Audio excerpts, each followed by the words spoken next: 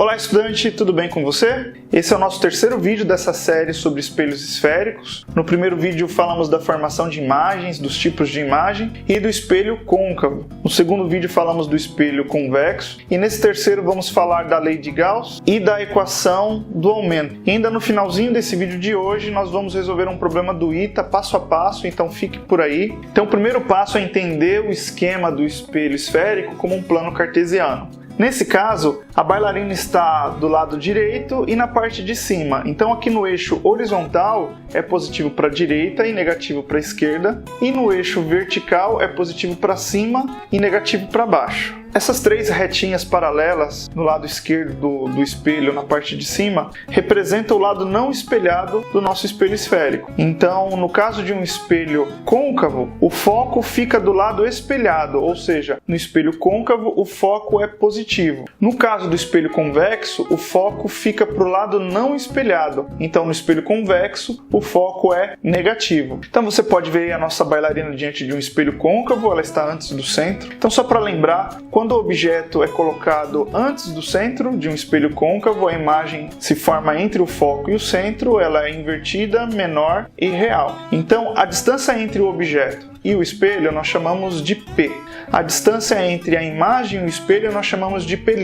Então repare que quando a imagem é real, o P' é positivo. Agora a nossa bailarina está entre o espelho e o foco. Lembrando que nesse caso se forma uma imagem virtual maior e direita. Repara nesse caso que em relação ao eixo horizontal o nosso objeto está no quadrante negativo, ou seja, quando a imagem é virtual, o P' é negativo. Analisando agora em relação ao eixo vertical, vamos pegar o mesmo caso, objeto entre o foco e o espelho. Então nós vamos ter uma imagem que é virtual e direita. O tamanho do objeto vamos chamar de O e o tamanho da imagem vamos chamar de I. Repara que o I em relação ao eixo vertical, nesse caso é positivo. Então quando a imagem é direita, o I é positivo. Agora a bailarina está entre o foco e o centro. Só para lembrar, quando o objeto está entre o foco e o centro, a imagem é invertida, ela é maior e real. Então quando a imagem é invertida, o I é negativo. Então, relembrando, quando o espelho é côncavo, o foco é positivo e quando o espelho é convexo, o foco é negativo.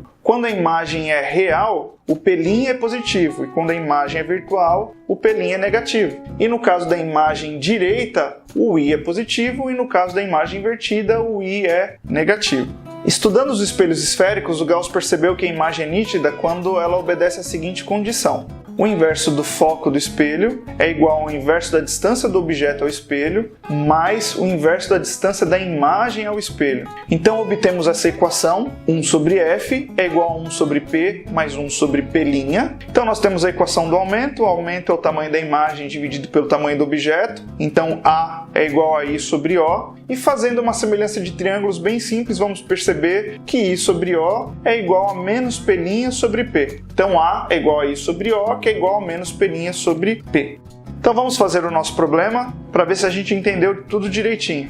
Um jovem estudante, para fazer a barba mais eficientemente, resolve comprar um espelho esférico que aumente 2 vezes a imagem do seu rosto quando ele se coloca a 50 centímetros dele. Que tipo de espelho ele deve usar e qual o raio de curvatura? Então, lendo aqui a nossa questão, a gente percebe que ele quer se ver no espelho, ou seja, ele quer uma imagem virtual, e no caso o espelho côncavo e o espelho convexo geram imagens virtuais. Só que o espelho convexo só gera imagens menores, lembrando lá do nosso segundo vídeo. Quem gera uma imagem virtual E maior é o espelho côncavo. Então a gente já consegue eliminar a alternativa A e a alternativa D. Então, utilizando a equação do aumento, A igual a menos P' sobre P. Como o aumento é 2, então vai ficar 2 é igual a menos P' sobre 50. O 50 passa multiplicando, menos P' é igual a 100. Multiplicando tudo por menos 1, temos que P' é igual a menos 100 centímetros. Agora, usando a equação de Gauss, temos que 1 sobre F é igual a 1 sobre P mais 1 sobre P'. Substituindo os valores que acabamos de encontrar, 1 sobre F é 1 sobre 50 menos 1 sobre 100. Então, fazendo um MMC entre 50 e 100, temos que 1 sobre F é 2 menos 1 sobre 100. Então, o inverso do foco é 1 sobre 100. O foco é de 100 centímetros. lembrando lá da nossa primeira aula que o raio é o dobro do foco, logo o foco é de 200 centímetros. Isso nos dá a alternativa B, espelho côncavo, com um raio de curvatura de 200 centímetros ou 2 metros. Então é isso, galera. Obrigado por assistir esse vídeo. Na próxima videoaula nós vamos resolver vários problemas de vestibular e do Enem. Então se inscreve aí para você não perder. Compartilha aí no grupo da sala e falou!